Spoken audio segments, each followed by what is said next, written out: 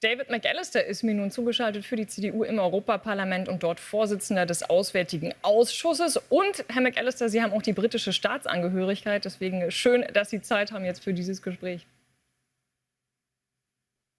Schönen guten Morgen aus Portugal. Ich grüße Sie. Ja, in Großbritannien, da deutet alles nun zumindest den Umfragen nach auf einen Machtwechsel hin und das ziemlich deutlich. Atmen Sie denn bereits auf, weil damit dann mit der künftigen Labour-Regierung auch wieder freundlichere Zeiten für die Beziehungen Großbritanniens zur EU anbrechen könnten?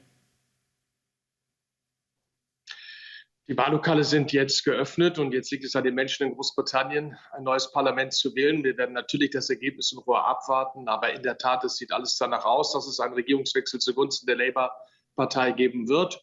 Und dann werden wir als Europäische Union selbstverständlich auch mit der neuen britischen Regierung wie mit der bisherigen gut und vernünftig zusammenarbeiten. Das Vereinigte Königreich ist für uns ein wichtiger Partner, ein NATO-Verbündeter, ein Handelspartner. Und Labour hat ja auch angekündigt, dass sie in einigen Bereichen das Verhältnis zur Europäischen Union nachjustieren wollen. Und da sind wir dann gespannt auf die konkreten Vorschläge aus London. Ja, man hört ja so, dass die da wirklich noch mal ran wollen an das Handelsabkommen mit der EU. Erleichterungen bei Grenzkontrollen hätten sie zum Beispiel auch gerne. Davon hätte die EU ja aber ziemlich wenig, solange die Briten nicht auch wieder in den Binnenmarkt zurückkehren. Glauben Sie, da ist trotzdem Spielraum?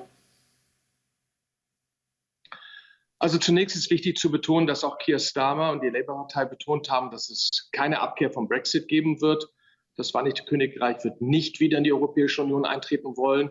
Keir Starmer hat auch ausgeschlossen, dass es eine Rückkehr in den Binnenmarkt und in die Zollunion gibt, sondern es geht um ganz konkrete Verbesserungen im Alltag. Und da gibt es einige Bereiche, wo ich glaube, wir schnell auch zu Verständigung kommen können. Beispielsweise sollte die britische Regierung in das Erasmus Plus Programm wieder zurückkehren wollen. Ansonsten gilt das Handels- und Kooperationsabkommen. 2026 steht eine Generalrevision an.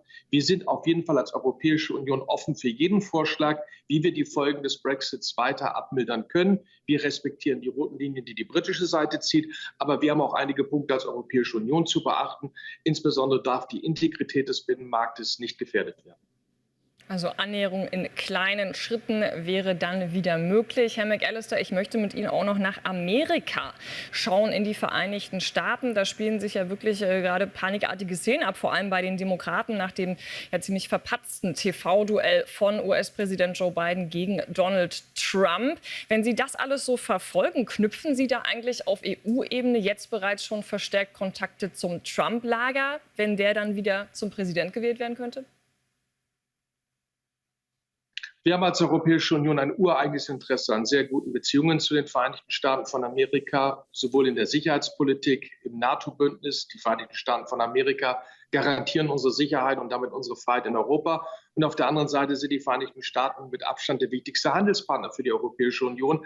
Also unabhängig von der Frage, wer im Weißen Haus sitzt, wollen wir ein möglichst enges Verhältnis zu den Vereinigten Staaten haben.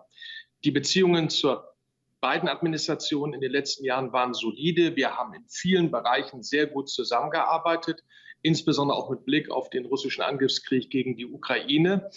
Was eine Trump-Administration bedeutet, das haben wir ja bereits 4 Jahre erlebt. Das waren eher disruptive Zeiten für die transatlantischen Beziehungen. Aber was wir alle in Europa gemeinsam haben, ist, wir werden nicht entscheiden, wer amerikanischer Präsident wird. Das müssen die Amerikaner am 5. November machen. Und vorher müssen die Demokraten und die Republikaner auch endgültig ihre Präsidentschaftskandidaten nominieren. Was würden Sie Joe Biden denn in dieser Situation raten oder was würden Sie tun? Ich glaube nicht, dass ich in einer Position bin, da den Demokraten Hinweise und Vorschläge zu machen. Das ist natürlich eine besondere Situation. Wir alle verfolgen, wie aufgeregt auch intern jetzt die Debatte in der Demokratischen Partei verläuft. Das müssen die Demokraten souverän entscheiden. Einige Zeit bleibt ja noch bis zum Nominierungsparteitag. Zum Schluss noch ein kurzer Blick auf eine Meldung, die uns gerade erreicht hat, nämlich die EU-Kommission macht also ernst und führt wohl vorläufige Strafzölle auf E-Autos aus China ein. Es ist also noch vieles unklar dabei. Man weiß auch gar nicht, ob die dann am Ende wirklich gezahlt werden müssen. Vor allem die deutsche Bundesregierung war ja entschieden dagegen, hat sich immer wieder auch für eine Verhandlungslösung ausgesprochen. Glauben Sie, man kann sich irgendwie noch einigen zwischen Brüssel und Peking? Die Europäische Kommission hat diesen Sachverhalt jetzt fast 8 Monate sehr intensiv geprüft. Und zwar die Frage, ob die staatlichen Beihilfen in China die Preise für E-Autos drücken und damit den Wettbewerb verzerren. Und das ist eine ernste Herausforderung für die europäische Automobilindustrie. Und insofern ist das jetzt auch konsequent, dass die Kommission diese Zölle in Aussicht stellt. Damit treten wir jetzt in ganz konkrete Verhandlungen mit den chinesischen Partnern ein. Und nochmals, um das deutlich zu betonen, es geht uns nicht um eine Eskalation zu begehen. Es geht nicht darum, einen Handelskrieg zu beginnen, sondern es geht darum, dass wir jetzt in konkrete Verhandlungen mit den Chinesen eintreten. Wir wollen ein faires Miteinander und das ist gegenwärtig definitiv nicht gegeben. Und insofern ist dieser Schritt der Kommission noch konsequent. Hoffentlich verstehen die Chinesen das dann nicht falsch. Herr McAllister, ich danke Ihnen ganz herzlich für das Gespräch. Ich danke Ihnen auch.